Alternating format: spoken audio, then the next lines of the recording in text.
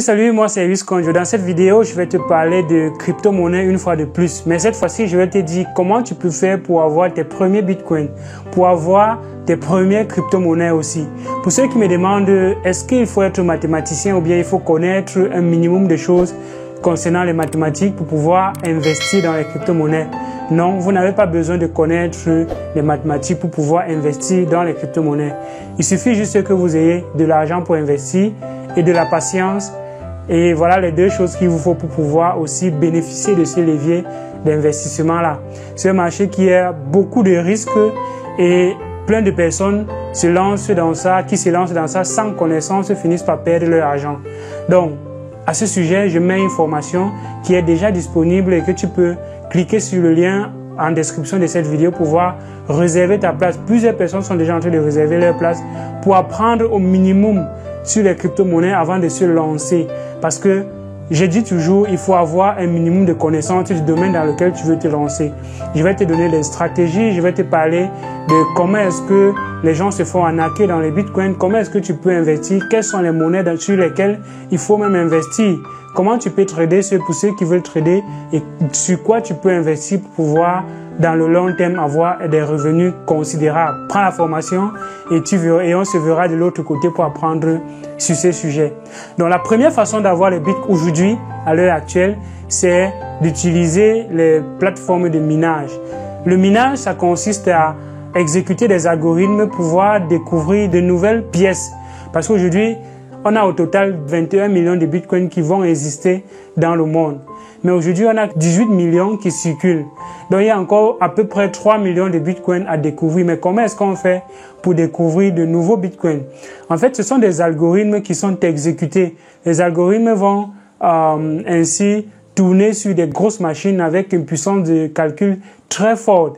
Parce que ce sont les algorithmes de décryptage qui vont permettre de, une fois qu'un certain code a été trouvé, ça va créer un bloc dans la blockchain. J'ai parlé de blockchain. Pour celui qui n'a pas suivi, il peut aller voir la vidéo concernant la blockchain. C'est quoi la blockchain? Donc, j'ai aussi parlé d'une stratégie qui va te permettre de devenir financièrement indépendant. Donc, si tu n'as pas regardé cette vidéo, je te conseille de la regarder parce qu'elle est super importante, toi qui veux te lancer. Donc, une fois que tu as installé ta machine, ça va demander une certaine puissance de calcul, ça va consommer de l'énergie et ça va tourner pour pouvoir exécuter ces algorithmes-là et rechercher des nouvelles pièces. Une fois que ça va trouver de nouvelles pièces, de nouveaux blocs qui seront validés par la blockchain, ça va ajouter cette bloc dans la blockchain et c'est comme ça que tu auras donc tes portions de bitcoin.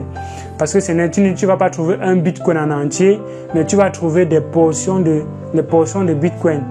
Donc voilà la première façon d'avoir ces bitcoins. La deuxième façon, c'est à travers les plateformes de ICO. ICO, c'est Initial Coin Offering. Il y a des crypto-monnaies qui ne sont pas encore sur le marché. Il y a des projets très porteurs qui ne sont pas encore sur le marché et qui ont besoin de moyens pour pouvoir développer même la solution qu'elles sont en train de vouloir offrir. Et donc, ce que ces plateformes font, c'est qu'elles créent des tokens qu'elles vont vendre à l'avance. Donc, ces tokens qu'on va vous donner à l'avance seront comme des gages que vous avez investis dans notre projet. Et donc, ce que les entreprises peuvent faire ou bien font par la suite, c'est d'enregistrer ces tokens sur les plateformes de trading. Donc, puisque vous avez déjà les tokens, généralement, on les vend moins cher quand c'est en ICO. Donc, on va les vendre moins cher parce que plusieurs personnes ne sont pas encore au courant du projet. Et donc, puisque vous avez acheté des tokens en avance, quand on va donc lister cela sur les plateformes de trading, vous pourrez donc vendre ces pièces-là et avoir les bitcoins contre les bitcoins. Donc, voilà la deuxième façon d'avoir les bitcoins. La troisième façon d'avoir les bitcoins, c'est d'utiliser les plateformes où on peut directement acheter les bitcoins. Et à propos, je te parle d'une plateforme qui existe déjà au Cameroun. Je te parle de la plateforme Ejara. Ejara, c'est une plateforme qui permet d'acheter les bitcoins avec Orange Money, MTN Mobile Money et stocker. Donc, tu peux utiliser cette plateforme, tu peux télécharger l'application, tu l'installes et tu achètes tes premiers bitcoins à partir de l'application. Il ne faut pas penser qu'il faut acheter un bitcoin en entier qui coûte 12 000 $ aujourd'hui. C'est quand même beaucoup cher. Mais le bitcoin peut être fractionné en 10 puissance 8. et 10 puissance 8, c'est ce qu'on appelle les satoshi. Donc tu peux acheter une portion, un satoshi, c'est 10 exposants moins 8 bitcoins. Donc tu peux acheter cette petite fraction-là.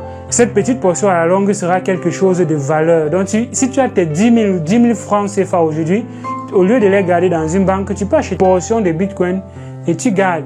Une fois que tu as de l'argent encore, quelque chose, au lieu d'aller boire 2 bières, 3 bières, 4 bières qui vont entrer dans ton ventre et ça va disparaître, tu peux acheter tes bitcoins et stocker. Ça, c'est pour ceux qui veulent investir. Mais pour ceux qui veulent trader, ils peuvent acheter et transférer cela sur une plateforme de trading. Donc, il y a plein de plateformes comme Ejara. Ejara, c'est celle qui est accessible à travers Orange Money et MTN Mobile Money. Mais il y a d'autres qui sont accessibles avec les cartes Visa. Sur Coinbase, tu peux acheter avec les cartes Visa. Sur Binance, tu peux aussi acheter avec les cartes Visa. Comme bien d'autres plateformes sur lesquelles tu peux acheter avec les cartes Visa. Donc, voilà des moyens qui existent. Voilà le troisième moyen pour avoir les bitcoins. Et donc, une fois que tu as acheté déjà tes bitcoins, tu vas transférer cela sur une plateforme de trading. Et là-bas, tu peux maintenant utiliser ces bitcoins pour acheter d'autres monnaies qui, elles, ont une volatilité très forte. Et quand on dit quand quelque chose est volatile, ça veut dire le gain. Parce que il faut qu'il y ait des fluctuations pour que tu aies de l'argent. Tu vends moins cher, tu achètes. Tu vends cher, tu achètes moins cher. Tu vends cher, tu achètes moins cher. Et c'est comme ça que tu peux multiplier tes revenus. Et c'est comme ça que tu peux multiplier ton argent par 2, par 3, par 4 à un espace très court. Ça dépend des monnaies sur lesquelles tu investis. Et dans la formation, je vais te parler aussi des monnaies sur lesquelles on peut investir. Des monnaies qui ont un fort potentiel. Et donc, tu peux te positionner sur cette monnaie-là, soit pour un court terme, soit pour un long terme. Donc, prends cette formation, elle est vraiment faite pour toi. Elle va te permettre d'avoir les bases, de pouvoir comprendre même l'écosystème des crypto-monnaies. Et ça va permettre que tu minimises tes risques, parce qu'il y a tellement de risques dans les crypto-monnaies. Et je ne voudrais pas que tu te lances dans ça et tu perdes tous tes investissements, comme je l'ai fait à mes débuts. C'était Elvis Konjo, j'espère que cette vidéo vous a plu. J'attends que tu likes, que tu partages la vidéo et que tu t'abonnes à ma chaîne. Tu actives aussi la cloche de notification pour ne rater aucune de mes vidéos. À une prochaine vidéo. D'ici à là, porte-toi bien et garde ta business attitude. Ciao, ciao.